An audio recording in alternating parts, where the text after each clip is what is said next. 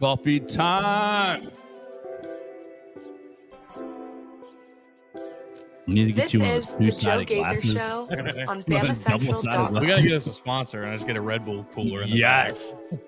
like all the streamers have.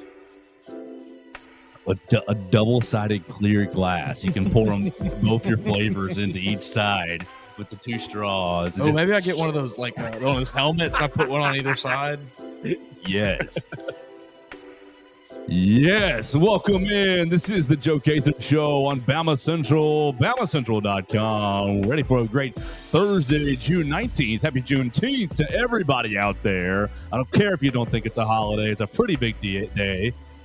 But we're not going to spend any time on it. Other than that, happy Juneteenth. Happy day. Welcome in. This is the Joe Gaither Show on BamaCentral. We're live in the Derek Daniels State Farm Studios, just off McFarland Boulevard. You are spending your time with us, and we appreciate that on the BamaCentral YouTube channel, on Apple Podcasts, Amazon, Spotify. We appreciate everybody who's joined us on their favorite podcast platform. You can call the show at 205-462-7340, extension 800. If you want to leave us a voicemail, we've had a couple voicemails from Robert this week, and we appreciate that. And we appreciate you guys jumping in and joining us right there on the comment section. Everett's leaving us comments on the Facebook machine. We appreciate him. Absolutely. You can leave it at Joe Gaither 6. You can leave them at MA_Woods_ on the Twitter machine or at BamaCentral. There will be no Katie Wyndham today. We want to get that right off the bat. Katie Wyndham's actually going to be traveling this weekend, so she's not going to join us tomorrow either. Will Miller will join us tomorrow, so we'll get Will Miller and find out a lot of inside baseball items. Been active in the transfer portal. Absolutely. We'll find out a lot about that with Will Miller and more. Just talking off-season stuff tomorrow. Today, we're going to talk about REV SHARE. We're going to talk about Jet Tamala, his performance at the Elite 11 camp. This is where Keelan Russell started to take his jump last season in the recruiting rankings. And after 2 nights, it looks like Jet Tamala might be poised to take a little jump in the recruiting rankings. So we'll talk a little bit about that as well. The Alabama basketball SEC schedule was released yesterday and more. At about 8:40, we'll be joined by the Alpha, Alexander Lincoln. He's going to be talking about the next New Era Wrestling show, July 12th in Jasper, Alabama. We cannot wait for that. He had a really, really brutal match in his past event, defeating Dawson Kimbrell and then getting attacked afterwards. So we're going to talk about that and find out if he's ready for the masked man who revealed himself after attacking him again. So we're excited to catch up with the Alpha Alexander Lincoln here about 8:40. But before we do any of that, we are, of course, our partner Mason Woods looking good in the Oakland A's hat. Follow him at MA_Woods_. He's busy because it is right in the heart of recruiting season, and he's all over recruiting for BamaCentral, for Alabama, for Missouri Tigers on SI, for Vanderbilt Commodores on SI, and Boston College on SI. So he's still keeping up with our boy Bill O'Brien. BOB's cooking. Having a good day. How are you, I mean, Mason? they got another commitment yesterday at Boston College. You know, maybe someone that most people probably not familiar with. A bit of an underrated prospect. You know, not really big up on the major recruiting outlets, but good athlete prospect, 6'4", 220. You know, I think he'll be a solid player. But I'm doing good this morning. You know, right before we started the show, I don't really know if you want to say this is bad news. It's more of a I'm happy for this player that, you know, he is getting to do this now. CJ Mosley, as many of you are well, you know, probably very familiar with, one of the best Alabama linebackers that has ever come through this program, is officially retiring from the NFL today. He is, you know, in my opinion, I think basically since he's been in the league has been one of the best linebackers. Probably been a top 8 to 10 guy every year he's been in the NFL, if not higher. You know, I don't know. A 5-time second-team All-Pro, 5-time Pro Bowler, All-Rookie team in 2014. So, you know, he doesn't have like the most impressive list of accolades, but I think that, you know, his career speaks for itself. Very, very good player. I'm happy to see him, you know, taking his next step in retirement here. I think you were starting to see the age a little bit the last season or two, and you know, I hate when players stick around too long. I'm always glad to see them get out a little earlier. 10 years in the NFL, 5 with the Jets, 5 with the Ravens. I've got him listed here. 132 games. Well, 133 games. Started in 132. Got himself. Let's go tackles first. Total tackles. 1,083 tackles in 10 years, 687 solo tackles. He got in and assisted on 396, 55 tackles behind the line of scrimmage for a loss. I know we got sacks right there, 12 total sacks over the course of his career. Not as much of a blitzer guy. 12 total interceptions with 2 interception touchdowns. He forced how many fumbles? 10 fumbles. He recovered 9 fumbles and scored another touchdown on a fumble recovery. So 3 defensive touchdowns over 10 years. Really, really great career, honestly. You cash checks for 10 years. Great job. I mean, seriously. I'm with you. Not a sad day for C.J. Mosley, a congratulatory day for C.J. Mosley as he retires from the NFL and moves into his next stage of life. You're absolutely right. He did kind of had just a small, had a small, not as good of a season last year. I don't want to be like too condemned. Yeah, he was still very, very sorry. He was still, like I said, probably only played in 4 games last year. Got hurt. Yeah. I mean, that kind of contributes a lot to it. The year prior, though, started all 17 games and 100 tackle season, 152 total tackles combined, 81 solos. Got in on 71. So still a bad man up until the end. Retiring at the age of looks like 32, 33, and as you said, 5-time Pro Bowler. Love C.J. Mosley, great player. Man. Loved watching him play at Alabama. Back-to-back national champion. Those are some really, really good, memorable teams. Absolutely. So congratulations, C.J. Mosley, on a great, great NFL career. I hope that your body isn't too plowed off as you go into retirement. I hope that you're getting out early enough to where, you're going to be feeling all right for a while. Aches and pains, sure, that's natural, but we're all the other things, the head issues and everything like that. Hopefully, none of those things will really affect him too bad. Absolutely. I think we're seeing players more and more now not respect their bodies a little more. Yeah. You're seeing guys who, if they are at that tail end of their career, I feel like we're seeing less guys try to stretch it out for that last little bit. Obviously, you had Tom Brady do it, but he was a bit of a special case. Oh, shoot. It's his birthday. So he's 33 today. Good on him. Go out on your birthday. That's a good way to do it. I'm sure he's having a big party and everything with all his friends and family. That's awesome. But yeah, it seems like, now I think players have gotten a better understanding that it's not really worth a bad couple last years if you're already on the tail end. It's easier to just get out and save your body some.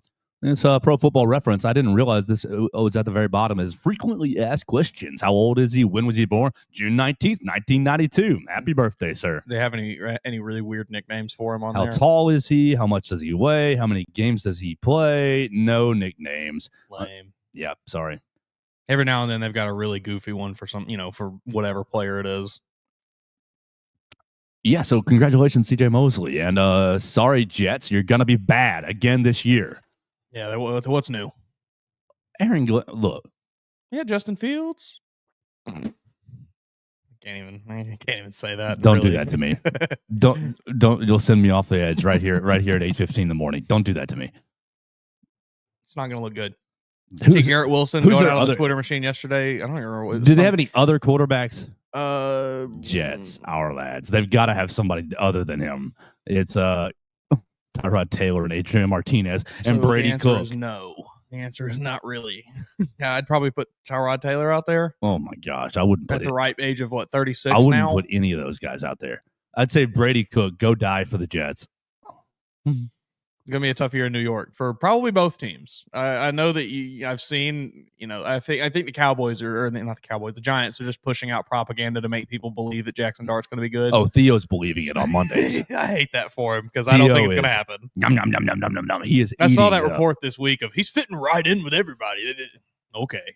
Hey, it is important to fit right in with your teammates. We watched a little clip yesterday after the show of AJ McCarron and on his show. What is it called? The Dynasty, The Drive. That sounds right. Let me see if I can get it pulled up. Yeah, thank you. I'll describe it as you do that. AJ McCarron joining Chris Stewart and Trent Richardson on a podcast project, and really, it's got some great stuff in it. And those 3 guys are awesome, in my opinion. The Dynasty. Yeah, there we go. The Dynasty.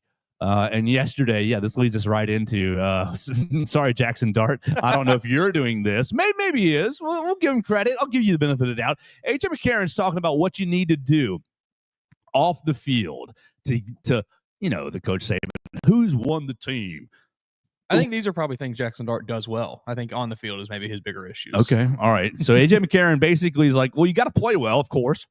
you have to play well, but AJ really emphasized the need for the quarterbacks to relate to their teammates.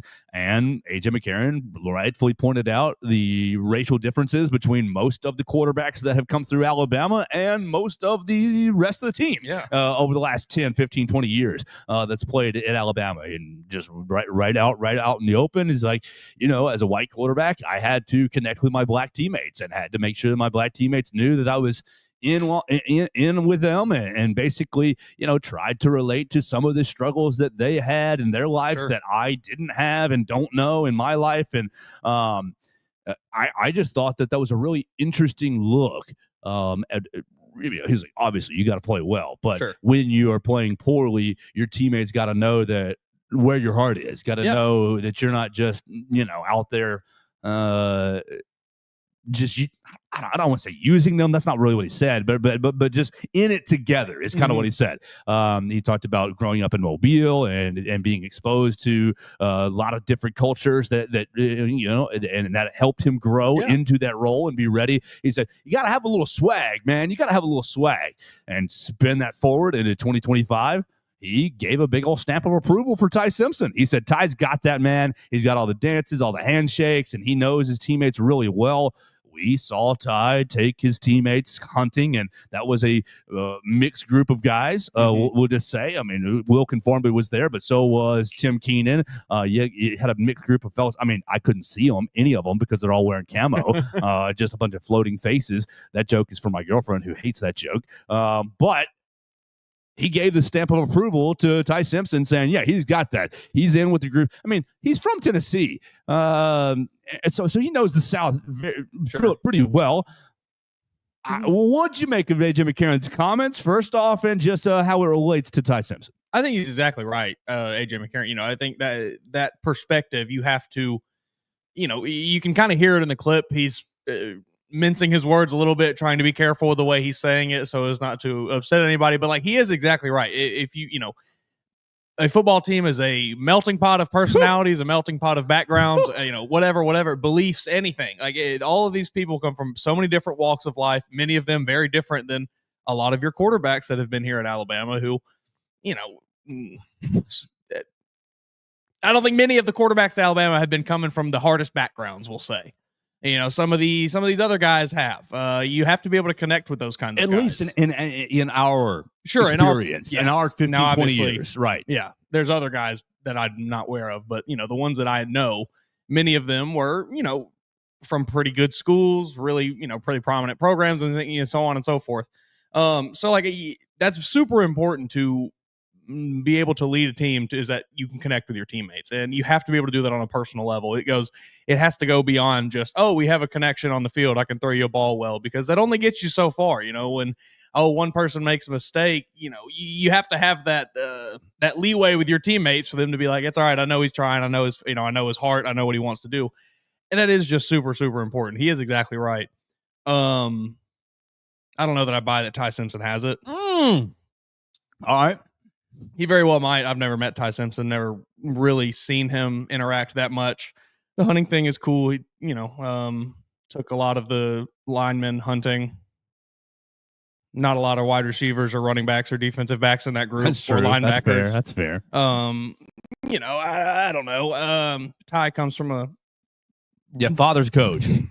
Pretty wealthy school is in Tennessee, as I understand. I don't know. I think in the clip, AJ McCarron compares himself to Greg McElroy, who, maybe did not come from the same place that AJ McCarron did in Mobile, Alabama. I don't know if that was personal or not. Where it is a much more even split of black and white people in Mobile than it probably was in Texas, where Greg grew up.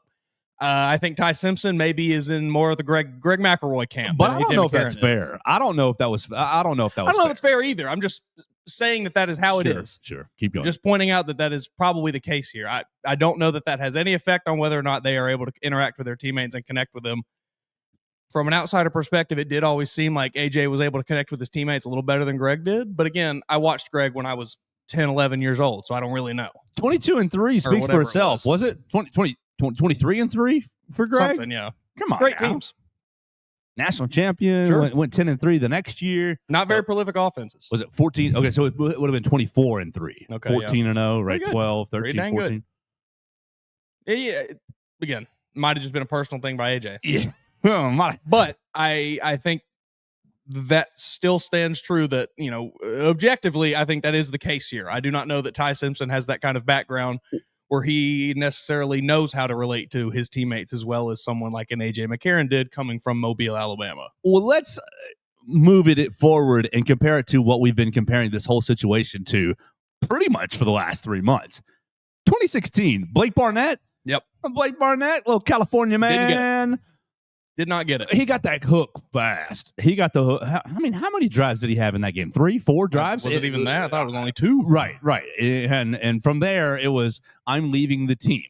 Whether you want to say he was leaving the team for other opportunities or because he wasn't plugged in, this, that, or the other. But Jalen Hurts fumbles his first drive, right? And it becomes no big deal. The next time it was a bomb pass. Was it Ardarius Stewart or Calvin Ridley, right? Somebody breaks open late down the field and hits him, and boom, the offense is rolling. I think Jalen was a great leader. I think Jalen was a natural leader. Yeah. Yes, like just pure leadership skills, qualities, like the way he is able to. We're here to talk about 2025.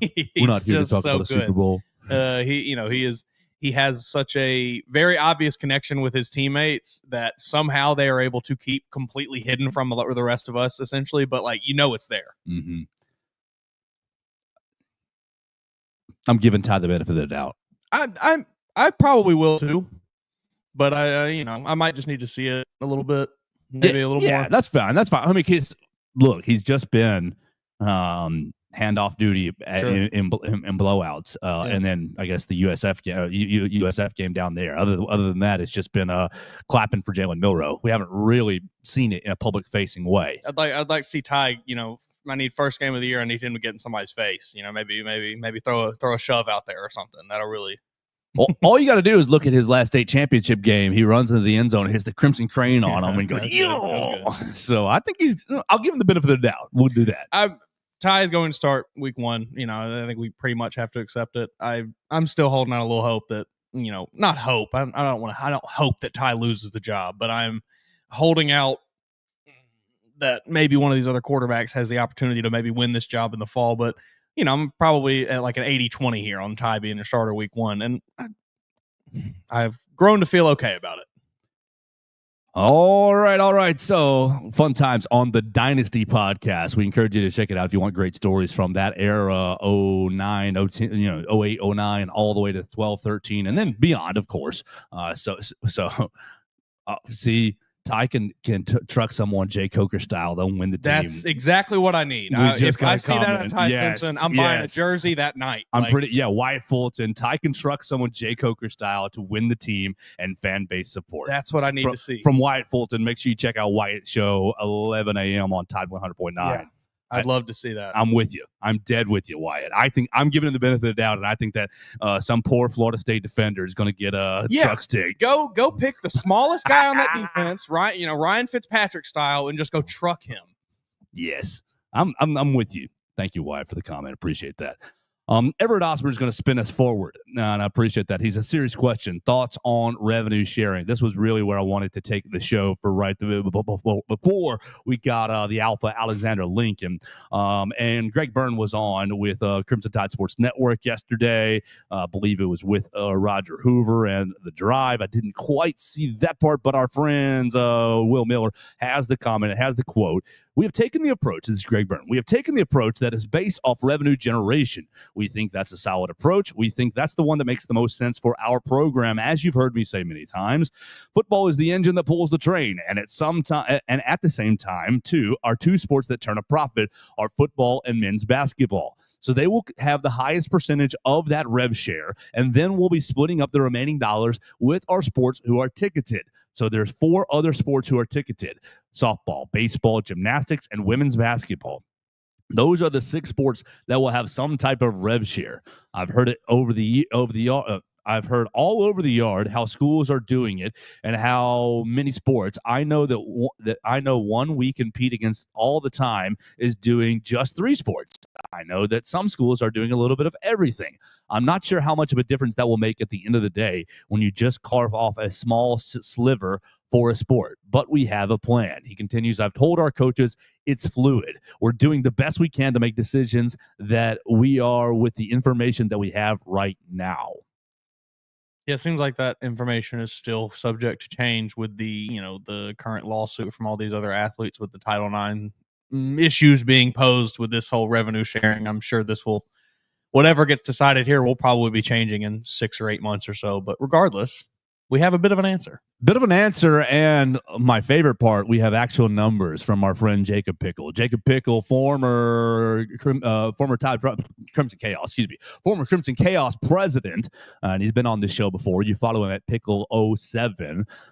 Took the revenue sharing, took direct proportions. Basically, his tweet based on this data from the 2024 reported revenues by sport and non-allocated, and assuming a direct proportion of revenue share to revenue generated. Here's what we get.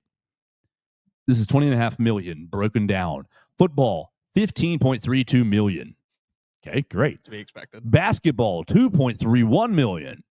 Again, great. Fantastic. Baseball, $133,000. Gymnastics, $132,000. Women's basketball, $53,000, and softball, $49,000. There's a couple of dollars and cents in between, but there's the round numbers. I have zero issue with this. Yeah, I don't think I really have an issue with it. I am intrigued by softball being the lowest funded sport here. I guess it's a bit indicative of their, what they've maybe done the last few years, struggling a bit. Maybe that number changes if they can get together and get a deep run in the playoffs or something, maybe get a national title within the next year or two. Who knows? I'm unsure. This money, this $20.5 million, that is not the increased scholarship limit. Correct. Those are not going out of this $20.5 million, or are they? Correct. Okay. So you still get a scholarship and get it funded. That's why I don't think Alabama baseball is going to go up to 34 scholarships. And that's because this 133. That's not even one basic. What is the scholarship valued at? 200,000 or something that's like that? Katie said pretty recently on our show. That's not even one extra scholarship. No, that's a totally separate pool of money. Yes. Then we're kind of just not really having that issue here. I still don't think baseball is getting to what like you said, that 32 or whatever 34 scholarships. But they'll probably add a few here and there. But yeah, that $133K for baseball seems appropriate given what we have seen from baseball, until they become a more revenue generating sport. I think it's just going to be what it is. I hate it for those sports, but it's just the way of life. I think when this was posed, I don't know however long ago, and you talked about this is the way it should be. Oh, your sport produces this much revenue. Well, that's the portion of the money that you get. Yes. It just is what it is. I think you'll see some adjustments to these numbers that Jacob put out. Sure. I'm not quite sure if gymnastics is going to get 132,000. Just going to depend on how many ladies, I think it's going to depend a lot on how many people do you have on your team. Yeah. And how can we make this a round number that actually does go into these players and athletes' pockets and make a difference? That's somewhat, exactly, make a difference. With gymnastics, I think you got about a dozen. And so you split a dozen over 132. That's a pretty good number, right? Good. Right. 132 divided by 12, or a little over 10 grand a piece. I can't type. Wow, 132 divided by 12. This is why I'm bad at video games. See, I didn't even do the right math. Yeah. 49K. I'm not sure how much of a difference that's making for softball's bottom line. Yeah, but I think that number is probably going to be a little higher.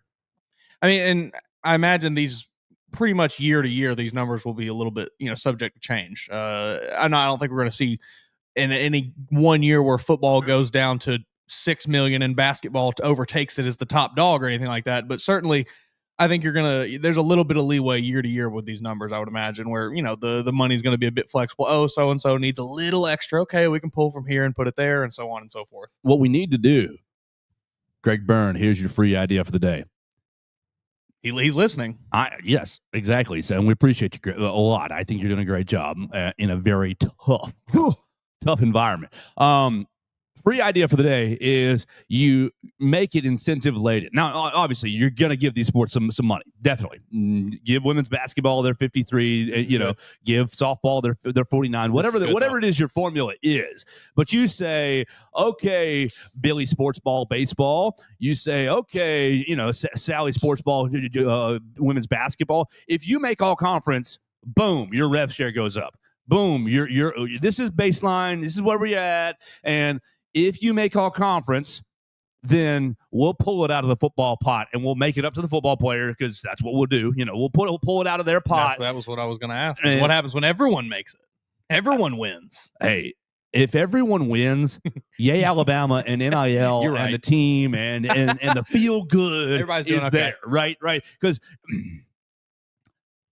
the Alabama fan. A little bit of a front runner, just a touch. I think there's certainly a portion of the fan base that falls under that part of the umbrella. Sure, this team's doing good. I'm gonna go support them. This team's not doing good. Blah, fire the coach. I don't care. And so you have the formula that Jacob laid out, and you tweak it, however you like. I think Jacob just give us a rough estimate, and I do think it's probably close enough to work with here. I think you're definitely seeing football get right around 75% of that. Oh, yes. And why wouldn't they? Yeah. But then you say, okay, Billy sports ball, football, you made all conference. Here's just some, we're gonna reallocate them. I think that you try to make it as performance based as possible. I think so too. I think that really takes out, hopefully, any space for kind of arguing about like ethically splitting, anything like that. Anybody that takes away the ability for anybody to really get their feathers ruffled here if it's purely performance based. It kind of is what it is. That's all I have really on Rev Share. You got any other comments before I move us into Elite 11? No, I mean, really, just like I said, the most interesting thing to me is softball being the lowest on the totem pole there. I would have expected them to probably be in that fourth spot, right behind baseball. Well, how much of their revenue, because this is basically a direct proportion of what they made last year. Yeah, how much of their budget last year was we're going to Clearwater for a week, we're going to Arizona for a week, we're going to these preseason, and will Patrick Murphy be like, we're saving money? We'll do. This is a good point. I wonder because did women's basketball have a trip to Bahamas? I don't think they did. But they have in the past. This is a good point. I didn't really consider some of that. This is trips and things. You got to look at the expenses that they had and take it out of revenue to expenses, that sort of thing. Basic. I am not an economist, but I can handle the basics there. I wonder if we spent a lot of money on those trips, and great. I think they were good for the program. I think they were good for the competition and preparing the teams. Moving forward, maybe we can cut a couple of them. Yeah, I think there will be some adjustments there for sure. So let's move on to one more topic here before we get the Alpha Alexander Lincoln joining us. New Era Wrestling happening July 12th, and I cannot wait for it. Jet Tamala. I want to go back to Jet Tamala. I sent his tape to all my friends who are not Alabama fans. I said, "What do you see in this kid?" Just to get a non-Alabama fan perspective. And the first fella sent me back, defenses suck. He's playing against terrible defenses. The second guy sent me, he's holding the ball too long. And he's not making very quick decisions. And I said, okay, guys, good perspectives. Sure. But I think you need to combine both of your perspectives here. Why is he holding the ball so long? Why is he just waiting? Because the defenses are so poor that he's like, man, Billy's going to run right past him. Let me just buy time. Shoom! Buy time. Billy's going to run right past him. And I think you need to combine both of those takes.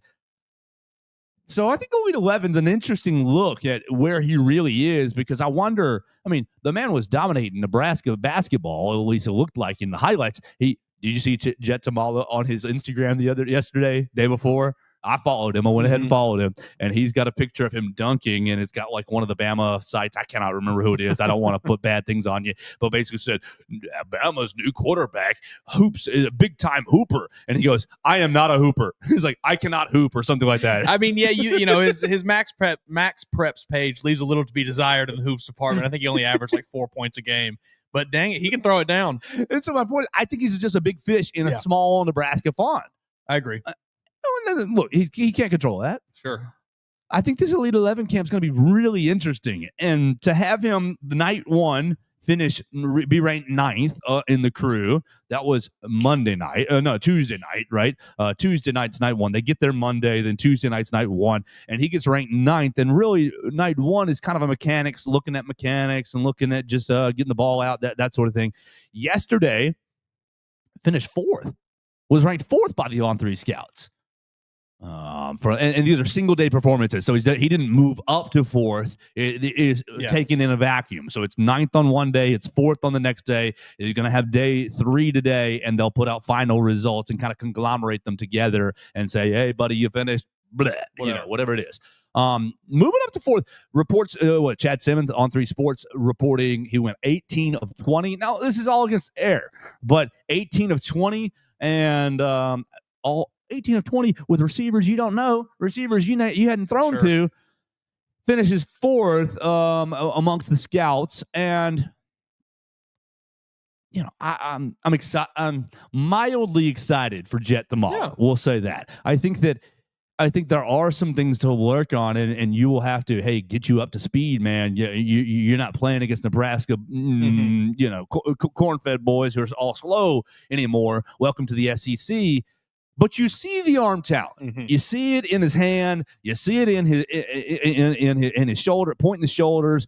You see him, maybe he was holding the ball too long in some of these highlights. But why wouldn't you when you know you can? I was gonna say, does it matter if you hold the ball too long if you throw a touchdown? I mean, we're splitting hairs here, I think Jet Tamala certainly has, and you see it. I think he has all the physical tools. He makes the throws. He's got a big arm. He's accurate with his throws.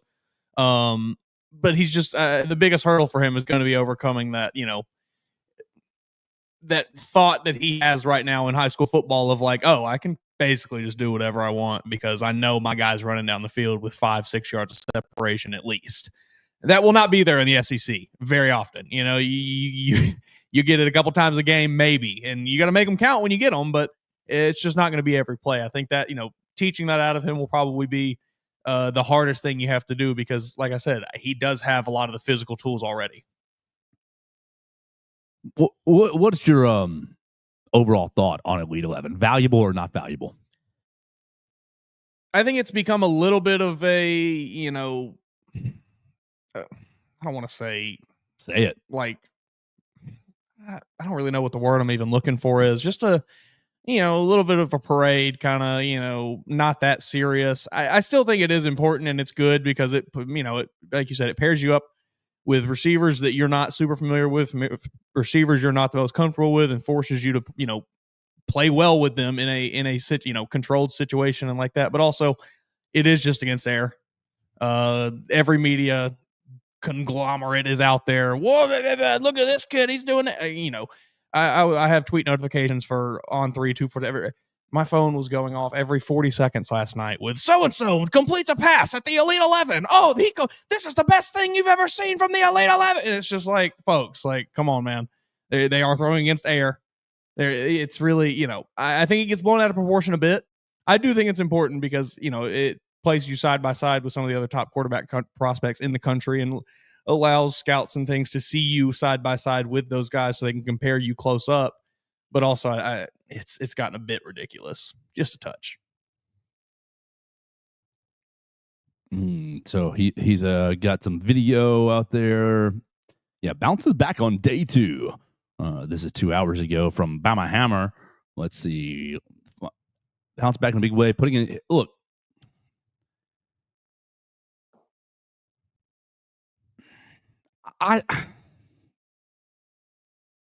I just like the event because it's something to look at in the summer. Sure. I'll say totally agree with that. I'll just be right out with that. Do I think it's valuable? Yes, to a degree. I think it's valuable in the sense that exposure. Yeah, that you can see where you are. Tamala, what we saw on tape was him just crushing defenses in Nebraska. I mean, almost every game he played last season was at least a three-score game. They were just destroying teams.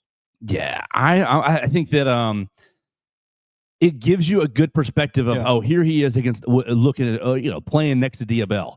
Yeah. Playing next to, what is it, London Duckworth. So you're playing against these guys who are considered elite, and I think it helps you split the hairs a little bit. I think it helps you split the hairs on, is this guy actually going to be good or is he not? I'm cautiously optimistic about Jet Tamala. And look, you know, if you're Jet, you know who the Keelan Russell is on campus. You know he is. Mm-hmm. So do you go to a big school like Alabama and say, hey, I know that I've been playing against Nebraska competition for these years and this longer runway at Alabama, because maybe I'd knock off Keelan Russell and become the starter, but more than likely I'm redshirting that first year, and that's Russell's really first year starting, and he's going 2 years and gone. That gives me 3 years to get ready for the speed. I'm cautiously optimistic because of Courtney Morgan and because of really everything we've seen in the scouting department so far through a year and a half. I think that, and also the ability for them to retain players, not have guys transferring out of the program. Now, I get it's only been a year, and we've only seen the one transfer portal come and go with nobody leaving. But that still is very, very, I think it still says a lot to me. I feel confident in this staff's ability to, if that's the route you want to take with a quarterback like a Jet Tamala here, where it's like, we're basically preparing now that, okay, he's probably going to sit for 2 or 3 years at least. I feel confident that they can get him to stay there and buy into that. Okay, I'm ready to sit for 2 or 3 years. Yes, I agree with you there. So I'm cautiously optimistic about this guy. I think that if you are looking to not take the biggest name in the quarterback class this year because of Keelan Russell, and you're looking for a developmental guy, I mean, green box. You checked it all off. He's got the size that you want for the SEC. You see the arm talent. Maybe the competition that he's going against, not the best, and not maybe preparing him for the SEC as much, but the raw skills and raw talent appears to be there. Yeah, certainly. I think he'll do great. All right, let's hit one more topic before the Alpha Alexander Lincoln joins us. I just messaged him. He was supposed to hit us at 8:40, so hopefully everything is all good. Our man Hunter DeCiver already has the C.J. Mosley article up, former Alabama linebacker retiring from the NFL. We wanted to bring your attention back to that as we led the show. C.J. Mosley, on his birthday, happy birthday, C.J. Mosley, happy 33rd birthday, announces that he is retiring from the SEC. Let's look at, where is it? I know you wrote it, Hunter, right there. Alabama basketball, home and away SEC opponents. And I'm just perturbed because I despise Tennessee. And so you get a home and home with Tennessee. All right. Home games. Arkansas, Auburn, Kentucky, Mississippi State, Missouri, South Carolina, Tennessee, Texas, and Texas A&M. You're hitting the road for Auburn, Florida, Georgia, LSU, Mississippi State, Oklahoma, Ole Miss, Tennessee, and Vanderbilt. I mean, none of this is really that surprising. You know who's in the SEC. You're prepared for it. It's just really the home and homes. The home and homes, you were always going to have a home and home with the Auburn Tigers. Yep. Duh. You're always going to have a home with them, or the home and home with them. You also are having one with State. I'm pretty sure that one's permanent. Pretty sure that one is permanent. It's supposed to be permanent.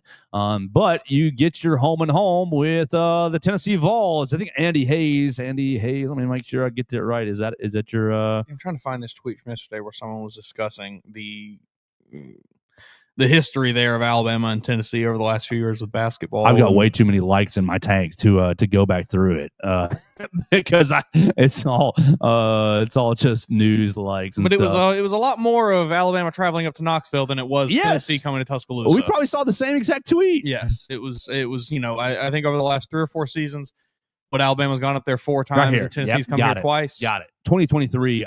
This is Andy Hayes. Andy V. Hayes 1. I'm pretty sure former Crimson Chaos president as well. Yeah. Crimson Chaos president after Jacob Pickle. 2023 only at Knoxville. 2024 home and home. 2025 last year only at Knoxville, and then this year we're going to go home and home. Can we ever get a year where they just come down here? Yeah, it's very strange. I don't really understand why that can't seem to happen. I I don't want to sit here and play the the SEC's trying to make us lose game, but it seems like a bit of strange oversight. Yeah, absolutely. Just I'm only saying that because I despise Tennessee. If we're gonna have to go up there, at least you get the home and home like this year. Yeah. They come back. Can we just make them the permanent home and homes? Because who else would you rather have? I mean, LSU, no, I don't really care. Arkansas, maybe a little with the Calipari stuff and the old Muss stuff.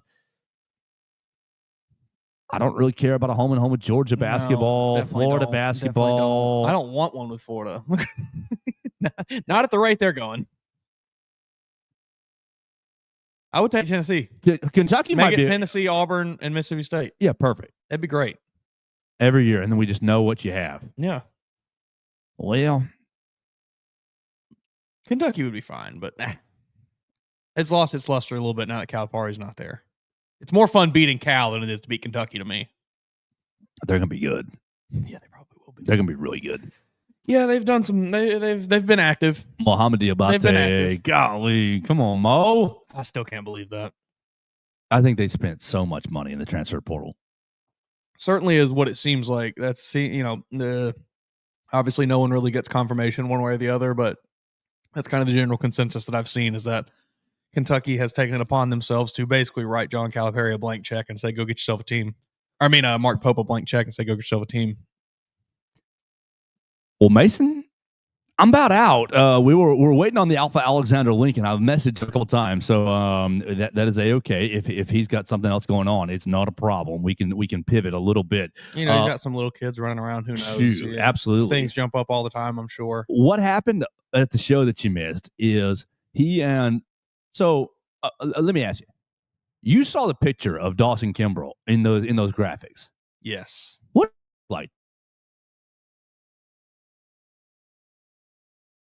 I would say a little on the sleazier side, maybe. Sure, maybe. He's got that greasy kind of hair. I don't know. I guess he looks that headshot made him look small. Small, okay, sure. Would you agree? I mean, I've got his Instagram page pulled up here, and yeah, I see what you're saying. The headshot made him look small, and when this guy, he looked like a Super Saiyan. He's there's some other photos here. He's a pretty big gentleman, looks like. Yes, the headshot made him look like a small adolescent per se. Made him look like a teenager. But when he came out there, his hair was cut short. His hair was cut short. He had little spiky hair and muscles on muscles on muscles. Yeah, just cut out of granite. And I thought, oh, that is not what I was expecting. And he and the Alpha Alexander Lincoln put on maybe 15, 20 minutes where it was just slapping meat, and he picks him up and boom, slams him. And I'm sitting there with Tommy Dees and Tom Canterbury, and they're like, oh, it was an impressive slam. We're like, oh, great job. And he looks at it, he goes, I don't know if I can do that again. But they were going at it. And so it's a great match up there, New Era Wrestling last month. I think it was June. When was it? It's about 2 weeks ago. June, was it the weekend of the 6th? Yeah, June 14. June 7th. June 7th. Yeah, I think it's because it was my mom's birthday weekend. June 7th is what it was. And so he ends up winning. Alpha Alexander Lincoln ends up winning a really, really tough match. And what ended up happening after is the Masked Man comes out and attacks him again. The Mask this time with Tiger Mask, the manager, sure. And he's throwing down on Alpha Alexander Lincoln, and he pulls it off, and it is the irredeemable Aiden Andrews.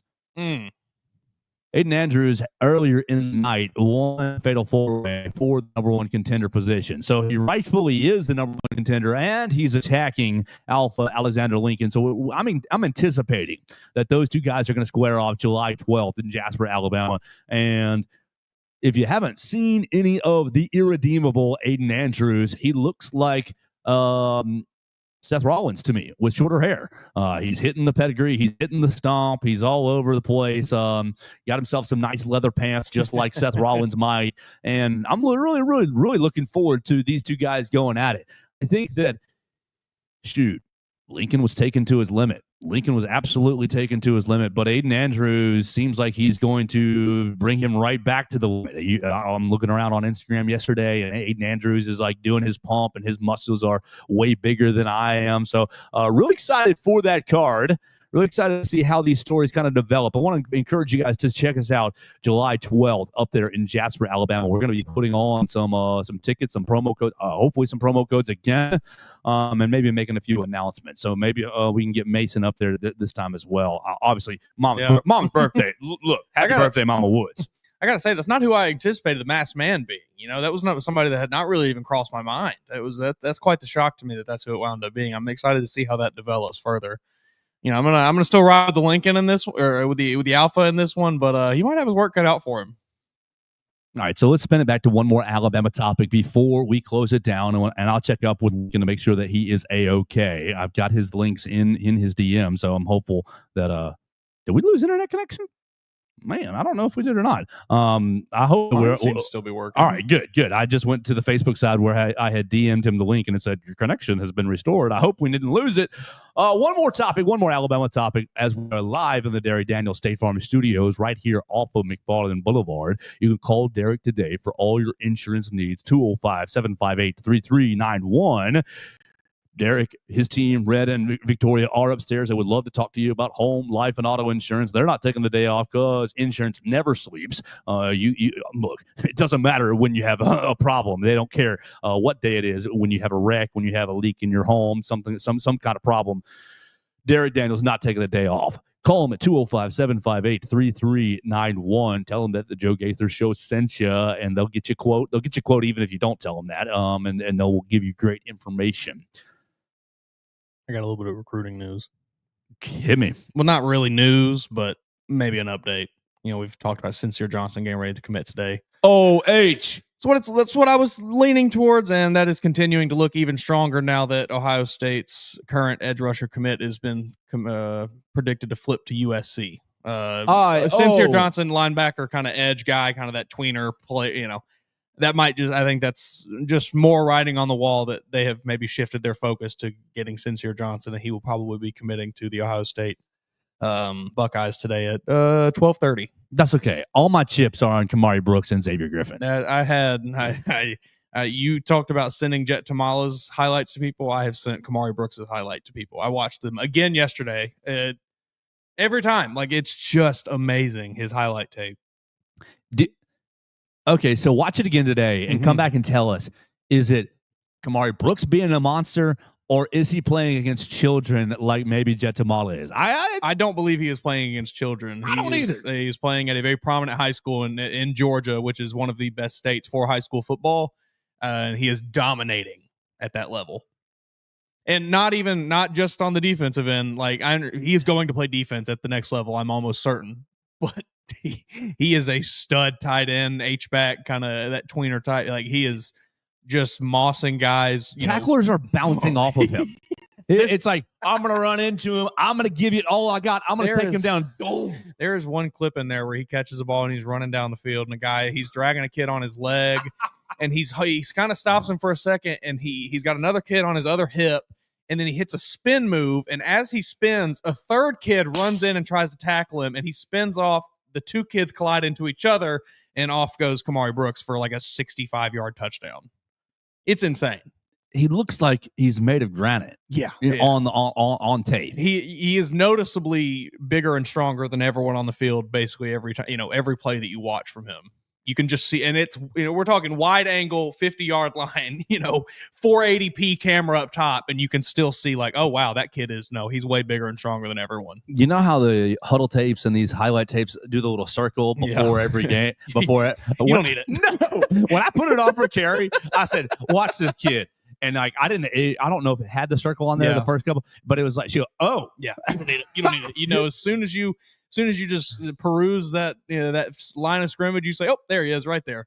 The kid that is bigger, stronger, faster than everyone else on the field. Absolutely. So we'll keep it up. Look, Sincere Johnson, you want to go to Ohio State, make yourself some money. Congratulations, you do that, sir. It's his hometown school. He's from Cleveland. Yeah, great program. Can't really hate on that. But hopefully we'll see you in the playoffs sometime. That's what we like to hear. Last story for us, it comes from Katie Wyndham, and we need to just acknowledge it. I don't know how whole deep dive on this, but Alabama pulling in a transfer softball player, Jenna Young from Iowa, former Iowa infielder. Jenna Young announced her commitment to Alabama softball on Wednesday morning. Jenna Young batting the last 2 seasons, 366, 7 home runs, and 45 RBIs. So her 2025 average at 359 last year would have been the 3rd best hitter on the team for Alabama. So you're looking for offense. You want Murph to get more dangerous through the lineup. Yeah, and he goes out and gets Jenna Young. So she's likely to replace maybe Callie Hevlin. Oh yeah, perfect. Yes, yes, you can.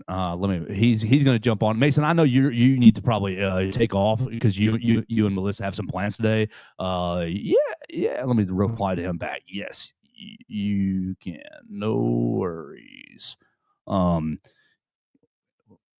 Perfect. But if you have to take off, that's okay. But he's going to join us here in just a minute. The Alpha Alexander Lincoln. Jenna Young commits, hits her transfer and commits to Alabama. She's probably looking to replace Callie Hevlin somewhere in the middle infield. And look, I'm not up on who else in the transfer portal, but you throw me numbers like this, 359 last year. I think that well done, Coach Murphy. Yeah, you had a problem. You directly addressed that problem, I think, with the addition of this player. So that's good coaching. Absolutely. So Alabama getting a transfer portal player in the softball for the softball program yesterday. You can follow that at BamaCentral.com. Alabama Crimson Tide on SI. So we're looking forward to seeing what Miss Jenna Young will do. I think that the softball look. Everybody wants to be Oklahoma, but it's very hard to do. Goodness gracious. They made it look a lot easier than it actually is. Absolutely.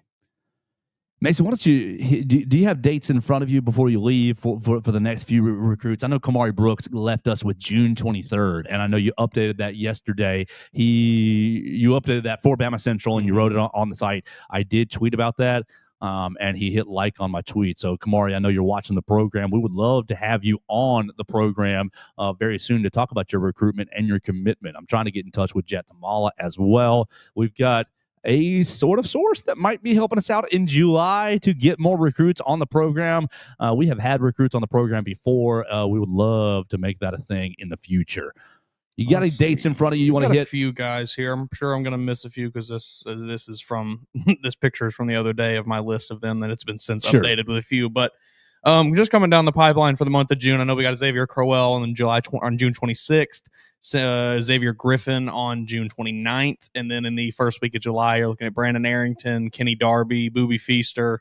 I want to say Jira Edwards is also going to be in that first week of July, and maybe Jet Washington as well. Sure, a lot of guys coming in that first week of July. I think that's going to be that will for a lot of I'm not going to say make or break Alabama's class, but that will be a big deciding factor in where the Tide finishes this year. I think.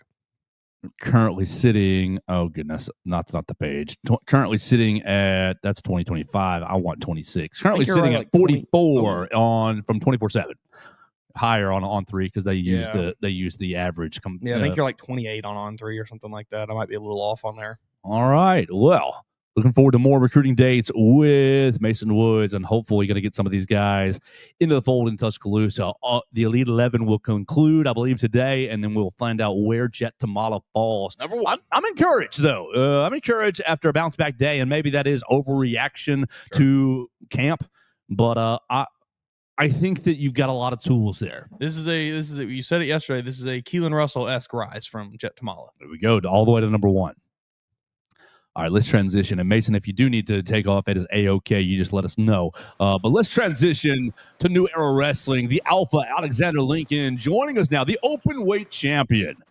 Oh my gosh, the open weight champion had a brutal match this past show against Dawson Kimbrell, and we're excited to hear. I believe he went to a local medical facility to get checked out because it was that brutal.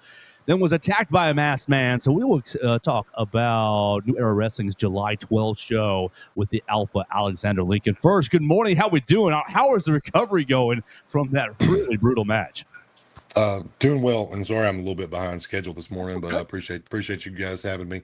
No, I'm good. I feel good. I did took a swift drop kick to the throat, and affected my ability to speak for a few days, but I'm good as new.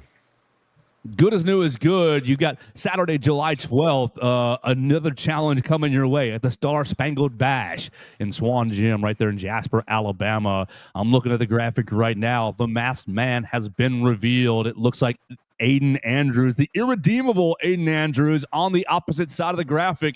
He was who pulled his mask off. Let's just ask you, did that surprise you that he was the masked assailant? Yeah, to be honest, I'd never considered that. I don't really know. I mean, I know Aiden. I've seen Aiden. I think he's a really good wrestler. I don't think really anybody knows a lot about him. So I'm kind of, other than he's really strong guy, really talented, likes to chop people a lot. I think you've seen. Um, so I think everybody was surprised, and I think I'm anxious to kind of learn why. I think I know our fans are probably anxious to learn more about him and who he is and what he does. Absolutely. So it's going to be a lot of fun on July 12th. This right after the week after. The week after July 4th, but we're still going to keep the American theme because, look, it's summer. Great. We love that. Star Spangled Bash right there, July 12th, Jasper, Alabama. I'll just ask you, you were preparing for a match. You were preparing for your match with Dawson Kimbrough. Did you see any of the Fatal 4-Way? Aiden Andrews did compete and rightfully won the number one contender spot for your open weight title, defeating a handful of wrestlers right there, defeating a lot of great wrestlers. Brother Astrio, Kate Newton, three other guys. Did you get to see any of it, or have you looked at it on tape to kind of get start your scouting report? I didn't get to watch it, but I did see the tape. So I've kind of studied that. You're right. Really good wrestlers. It was and Kate Newton's really good. Christian Pierce, they're all really good. So he picked his moment to reveal himself, I think, after he had secured that number one contendership. And I don't know if he wouldn't have got that. I don't know that he would have revealed himself. Would have been he would have continued to attack from the shadows, probably. Oof. So better to reveal himself now. Let's take you back though to June 14th, June 7th. Excuse me. Your match with June 7th. You're with Dawson Kimbrough. I gotta say, the graphics that I saw leading into the match. Now I had never seen Dawson Kimbrough wrestler. I thought, oh, it's a little guy, long hair, baby face, young looking face. It's a little guy. When he came out, I thought, oh, that's not who I was expecting. Tall, short hair, spiked up, muscles on muscles on muscles. Just walk us through that 20-minute war and just kind of how you were going. You had a moment looking at the title, maybe getting some inspiration there. Just it was not what I was expecting. And so it was a really, really fun surprise for the audience or for myself. And the match was just really, really impressive and brutal. Talk us through your perspective of that match. Yeah, I see why you could think that about Dawson from his picture. I think that picture is a little dated. He may need to get an updated shot done. But yeah, he is he's all athlete. He's got size and obviously, I mean, he looks like he was chiseled from a piece of stone or something. So, but so I knew that. You didn't know that. I knew that. So I was prepared for that. He's super talented. He hadn't been in the ring in a while.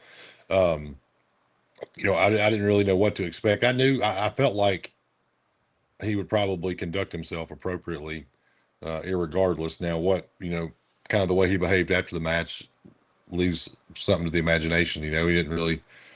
I guess there's no rule that says you got to shake hands afterwards. But I did. I guess I expected a little bit more from him. I think you get myself. It was a long, hard road to get here in wrestling and to get to this point. And, I don't know if you know this, but Dawson kicked out of the Lincoln's Law, which is my finishing move. And that's never happened before. And so that was pretty frustrating. That was kind of if I was surprised by anything, it was that. and I'd be lying to you if I said that I didn't consider some alternatives. And I think that was just kind of a lot of emotion and a lot of, you know, you just start rapidly thinking, you know, when things don't go a certain way, like they always have, you know, when I hit that move, you start thinking, all right, what am I going to do to get out of this? How am I going to get, you know, so I thought, should I just get myself DQ'd and just end it here? Should I, you know, and of course, like cooler heads, at least my cooler head prevailed. You know, I know that that's not what we got to do. That's not what our fans paid to see. And I've got to just figure it out. And fortunately, we were able to do that. The way that match ended was, if you ever have seen 1992 SummerSlam in the UK, when Bret Hart and the British Bulldog wrestled for the Intercontinental title, that was exactly how the British Bulldog beat Bret Hart, that finish. And that was something that I thought, if I could, not just him, but with anybody that tries that sunset flip, if I could catch their legs right there, there's no way they could kick out, you know. So, anyways, it was a great night. I wish Dawson would have shook hands, and I wish that guy wouldn't have jumped me from behind.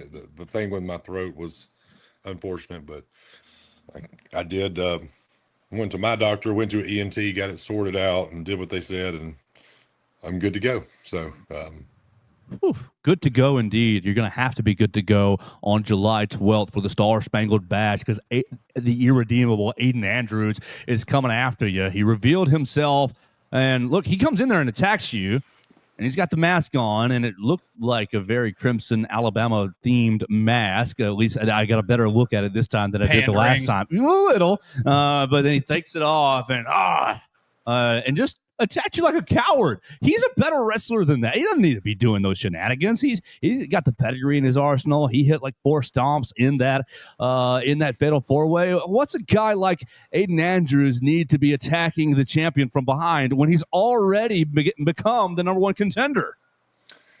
Yeah, that's a good point. I think obviously all of that started before he was the #1 contender. True. So, but I say this, I don't know, because he ever talks. He doesn't talk to anybody. And so obviously it looks like the dragon has gotten to him in some way. And so I don't know why he chose to do all that. I don't think he has to do all that. Sometimes there's people that have to cheat to win, but sometimes there's people that just like to hurt people and they don't really care about winning. And I'm starting to think that he might be the latter. I think he's dangerous, not just as a wrestler, but as a person. I think he's got dangerous capabilities.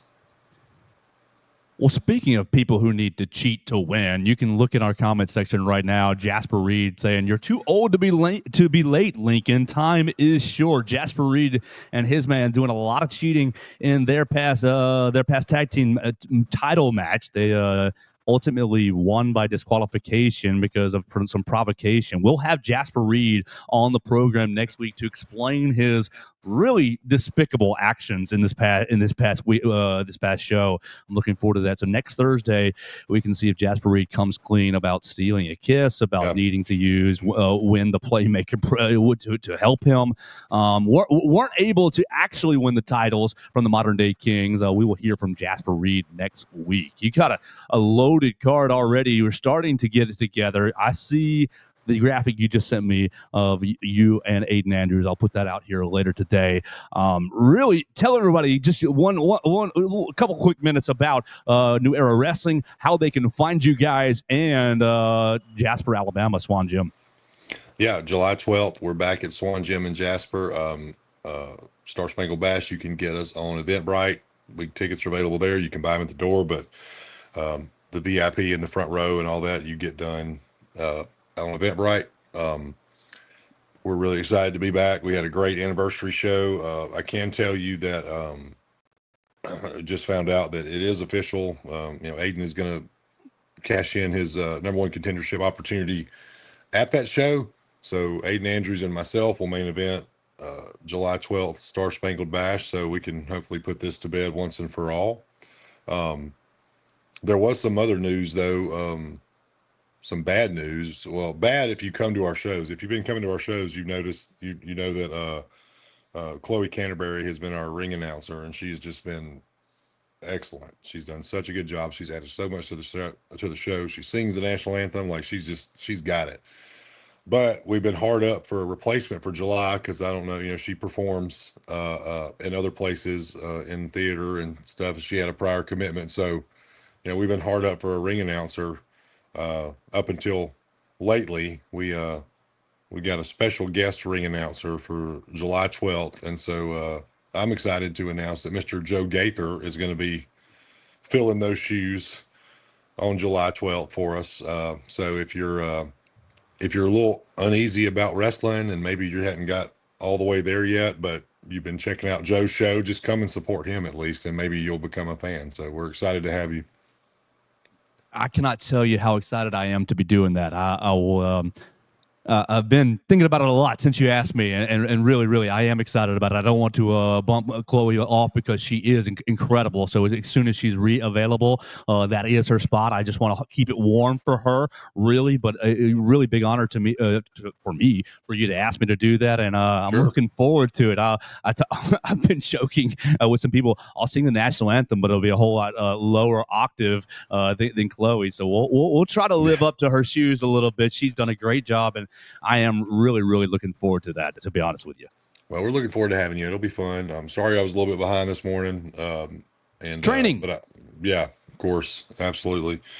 Well, I'm looking forward to seeing you guys on the 12th. I will tell you, I was at Pro South last week in Piedmont, tagged with my brother. So check out Pro South Wrestling on YouTube.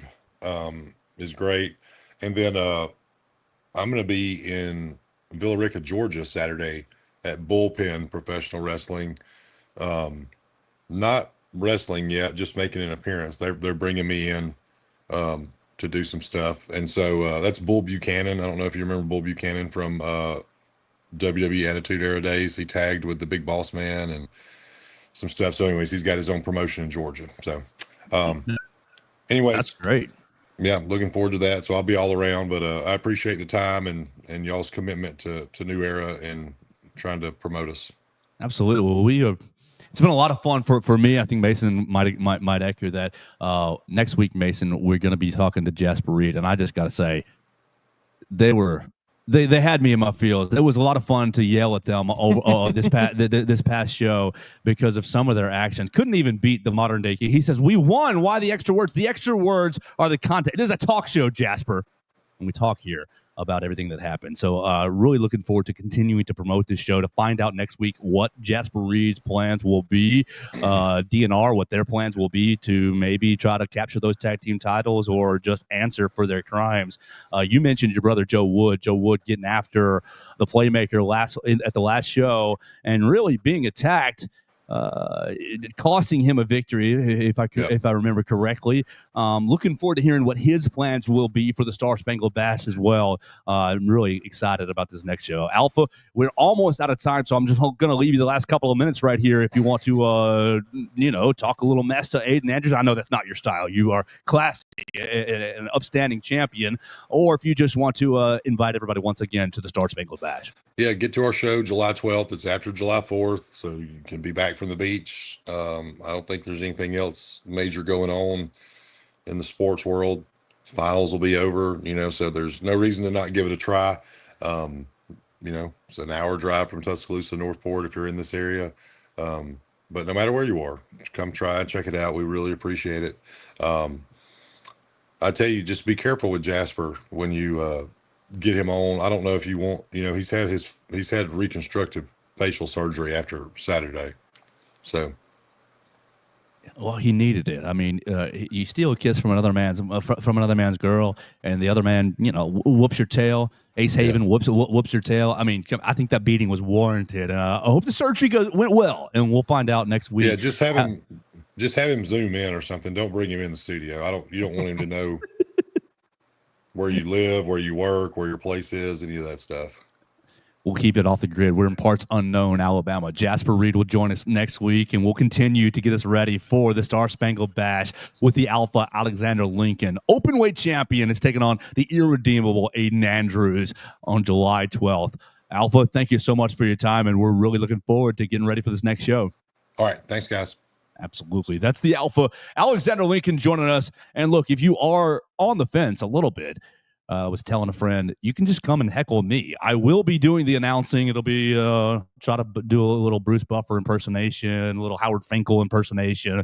But if you want to just come heckle me, if you don't like the show and you think I'm a Looney Tune, you can come heckle me. That's been maybe my favorite part of being at these shows.